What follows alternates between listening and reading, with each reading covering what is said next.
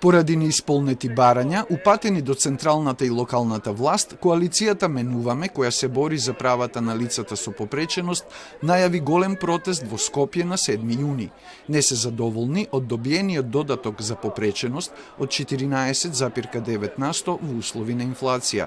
Велат, со тие пари не се покрива ни еден трошок.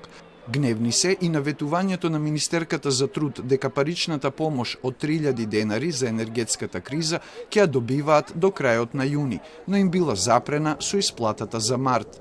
До централната власт испорачаа барања во стилот на зголемените плати на функционерите до 78%.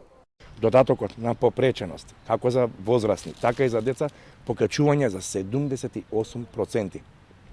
Бараме 78% покриеност на образовни асистенти во сите образовни установи за лица за деца кои ќе бидат наменети за деца со попречености.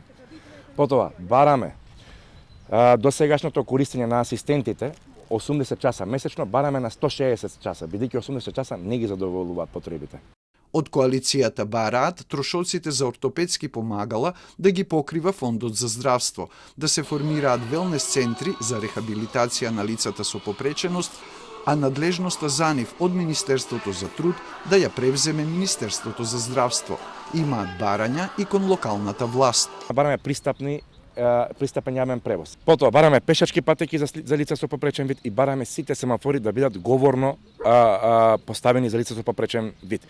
Од Министерството за труд и социјална политика велат дека се отворени за конструктивни дискусии и дека ќе продолжат со социјалните парични права и нивно усогласување со трошоците за живот, а паралелно ќе развиваат социјални услуги согласно потребите на корисниците. А од град Скопје велат дека заговорните семафори од коалицијата треба да достават барање со предлог локации за поставување што ќе биде разгледано. Доколку не се реши проблемот со јавниот превоз, од коалицијата најавија кривични пријави до градоначалничката Арсовска и до ЈСП. Барањата до централната и локалната власт ги испратиле до Уставниот суд и очекуваат оттаму да се изјаснат за нив.